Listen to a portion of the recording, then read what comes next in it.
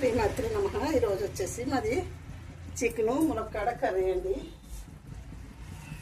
ఇవి ఉడకబెట్టుకుంటున్నానండి. ఇప్పుడు ఉడకబెట్టుకుంటాం కదా, అలాగా ఇవన్నీ బాయిల్ వేసుకున్నాకని ఉల్లిపాయ ముక్కలు వేసుకుని వండుకుంటున్నానండి. ఈరోజు మరి ఏం కర్రీ అనేసి చూపిద్దామనేసి చేస్తున్నాను.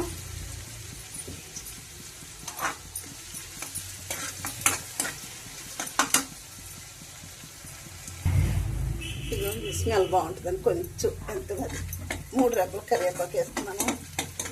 ఇదిగోండి బ్రౌన్ కలర్ వచ్చేదాకా ఇలా వేయించుకుంటే చాలా బాగుంటుందండి కర్రీ అయితేని.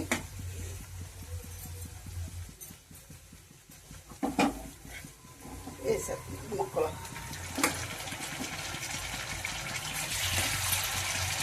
చూడండి,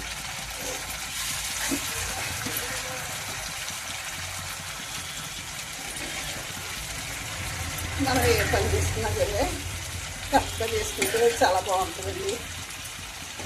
ఎవరి మాట ఎవరు రుసుకు తేకుండా అండి మన పని మనం చేసుకుంటే ఇంకా అంతకన్నా మించింది సుఖం లేదండి, సంతోషం లేదు.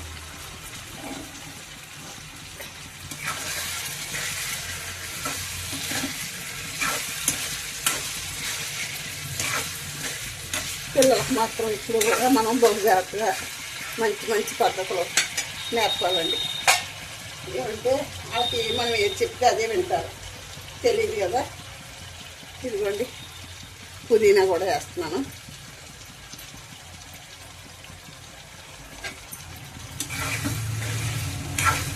మూత పెట్టుకున్నాం, 1 నిమిషం మూత పెడతానండి. ఉడికిపోయిందండి బాగానే కర్రీ అయితేనే. చూడండి ఉడుకుతుంది. గరం మసాలా పౌడర్ కూడా కొంచెం వేసుకుంటానండి. గరం మసాలా పౌడర్ వేసుకో కదా, వేస్తున్నాను. చాలా బాగుంటుందండి కర్రీ అయితేనే. చికెన్ ఈరోజు తెప్పించకపోదాం అంటున్నానండి. తెప్పించుకున్నాను, ఆదివారం కదా, ఆదివారం తెప్పించానండి. పుట్టినరోజుల్లో ఎలాగ తినమండి మనం, సోమవారం తినం, వారం 3 సార్లు తింటాం. పెళ్లి వేసి ఉన్న రోజుల్లో తినవండి. పుదీనా చాలా బాగా వస్తున్నట్టుందండి. మా మేడ మీద పూసిందండి, దాన్ని తీసుకొచ్చుకున్నాను. 1 నిమిషం మనకి ఉడికితే స్మెల్ అంతా పడుతుందండి. చూడండి, చాలా టేస్టీగా కూడా ఉంటుందండి కర్రీ. చాలా బాగా వచ్చిందండి. 1 నిమిషం మూత పెడదామండి. ఇది బొంత కూడా అండి, కొంచెం ఎక్కువసేపు ఉడకాలండి. అంచేత ఎక్కువసేపు ఉడికించానండి. బొంత అయితే బాగుంటుందండి. బొంత పొడి బాగుంటుంది. బాయిలర్ అయితే స్మూత్గా ఉంటుందండి. బొంత పొడి అయితే కొంచెం గట్టిగా ఉంటుందండి. అందుకని ఎక్కువసేపు ఉడికించుకోవాలి. ములక్కాడ కూడా చాలా బాగా ఉడికింది.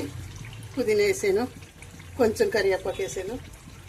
చాలా బాగుందండి కర్రీ అయితేనే. అయిపోయి వచ్చింది, కట్టేస్తానండి. శ్రీమాత్రి నమః. శ్రీమాత్రి నమః.